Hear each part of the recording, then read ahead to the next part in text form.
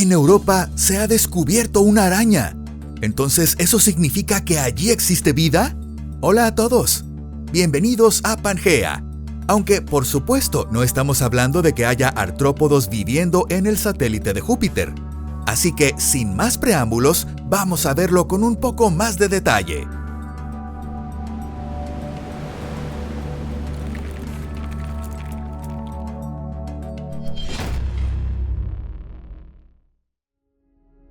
La araña de la esperanza. A lo largo de toda su historia, la humanidad se ha visto atormentada por una misma pregunta. ¿Somos la única forma de vida en el universo? ¿O, aunque esté lejos y escondida en la oscuridad, existe vida en algún lugar? Durante mucho tiempo, el candidato más prometedor a ser una segunda Tierra fue Marte. A Marte se enviaron orbitadores y también descendieron módulos de aterrizaje. El rover estadounidense Perseverance recorrió llanuras cubiertas de polvo en busca de huellas de agua antigua, compuestos orgánicos y pistas de una posible actividad biológica pasada. Sin embargo, a medida que avanzaban las investigaciones sobre Marte, fue quedando cada vez más claro que la probabilidad de encontrar una biosfera actualmente activa en su superficie es extremadamente baja. Entonces la mirada de los científicos se dirigió aún más lejos, hacia Europa, una de las lunas de Júpiter. Allí, bajo una capa de hielo, se esconde un océano más grande que todos los mares de la Tierra juntos. Parecía literalmente el candidato ideal. Existe calor generado por fuerzas de marea, es decir, también existe agua líquida, pero esa agua se encuentra a una profundidad enorme. Los cálculos indican que el grosor de la capa de hielo alcanza entre 15 y 30 kilómetros. En un lugar tan aislado de la superficie, las reacciones bioquímicas difícilmente podrían producirse, porque no existe un mecanismo que suministre agentes oxidantes. Sin embargo, hay un problema. Desde la misión Galileo, que operó entre 1995 y 2003, se ha descubierto que el hielo de Europa no forma un bloque sólido y que el calentamiento por mareas de Júpiter podría generar bolsas de hielo templado o salmuera dentro de la corteza helada. Las simulaciones indican que estos reservorios podrían existir a profundidades de entre 2 y 8 kilómetros. Con ello surgió la posibilidad de encontrar vida. Pero todo esto no era más que una conclusión puramente teórica derivada de cálculos térmicos y mecánicos. No existía ninguna prueba directa de que tales bolsas realmente existieran. Sin embargo, el descubrimiento en Europa de una estructura llamada araña volvió a despertar la esperanza de que pueda existir vida extraterrestre. Y además, no se trata de otra galaxia. Está a una distancia relativamente cercana de la Tierra, entre 600 y 970 millones de kilómetros. Entonces, ¿qué es exactamente esta araña?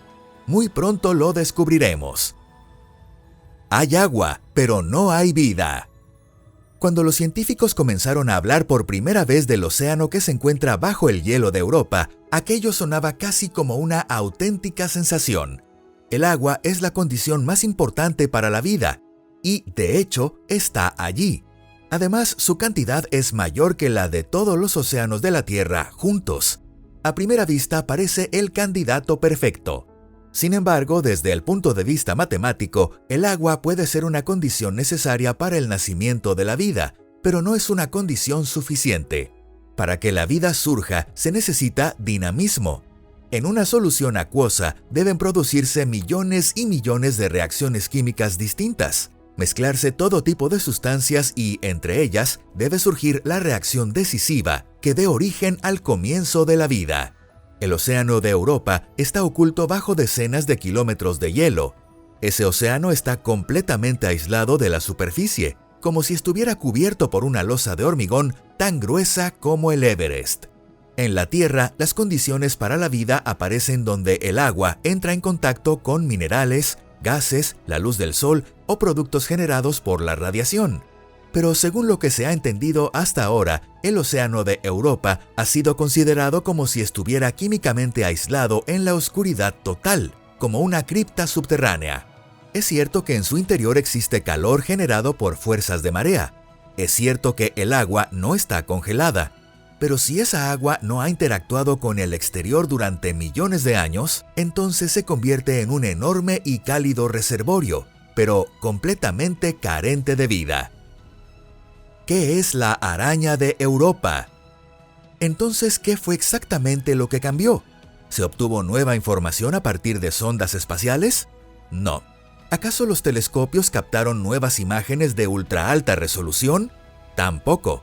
El punto de inflexión llegó cuando antiguas imágenes de archivo de la superficie de Europa fueron reprocesadas con métodos modernos. En esas imágenes apareció algo que hasta entonces había pasado desapercibido. Entre las habituales largas fracturas y grietas de las llanuras heladas, se encontró una estructura extraña. No se extiende de forma lineal como las grietas provocadas por movimientos geológicos, ni parece una zona de hielo rota al azar. Desde un solo punto se expande en todas direcciones, formando una compleja red de ramificaciones, como si el hielo hubiera sido empujado desde abajo, trazando líneas de tensión que se abren como nervios. Probablemente ya lo han adivinado. Sí, eso es exactamente lo que llaman la araña.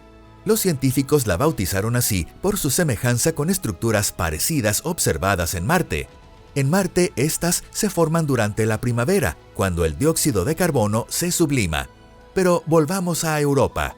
Aquí el elemento clave es una figura con forma de estrella situado dentro del cráter Mananán. Los investigadores dieron a esta estructura el nombre informal de Daman Ala. Es una palabra del irlandés que significa araña o demonio de la pared. En realidad, estas estructuras se parecen menos a una araña y más a una telaraña extendida sobre la superficie del hielo. Las líneas se expanden de forma radial, se cruzan y luego se interrumpen. Estas estructuras llamadas arañas no encajaban en ninguna de las clasificaciones geológicas conocidas en Europa. Sin embargo, coinciden de manera sorprendente con la hipótesis de bolsas de salmuera templada situadas a apenas entre 2 y 8 kilómetros bajo la superficie. En otras palabras, esta araña es la huella que esas bolsas han dejado en la superficie.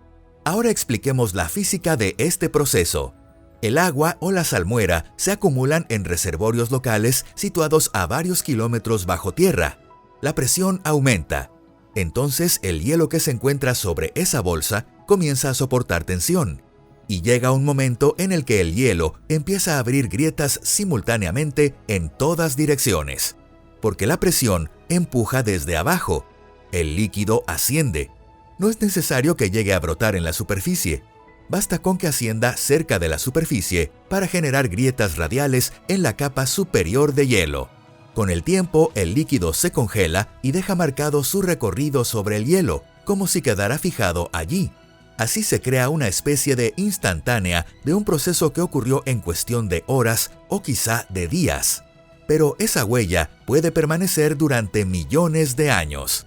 Esta instantánea constituye una prueba muy poderosa de que el agua que se encuentra bajo el hielo de Europa puede ascender desde varios kilómetros de profundidad hasta la superficie.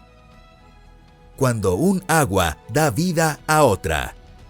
Este descubrimiento permite ver Europa bajo una luz completamente distinta. Hasta ahora, la luna Europa de Júpiter se imaginaba de la siguiente manera.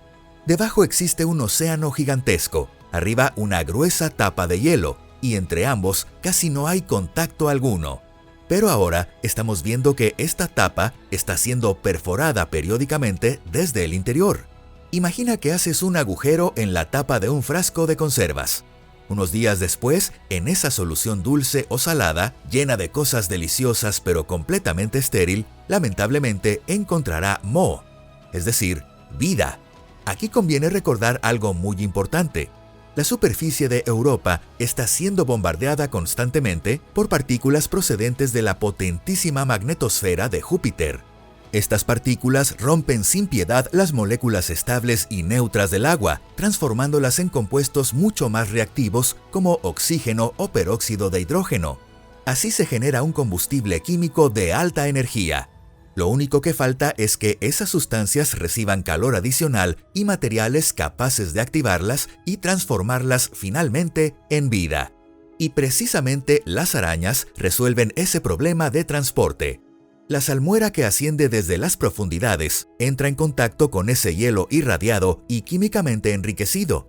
Así se crea una zona donde el agua profunda se encuentra con las sustancias químicas formadas en la superficie. En la Tierra, lugares como estos se consideran entornos ideales para microorganismos y bioquímica compleja. En otras palabras, ocurre lo siguiente.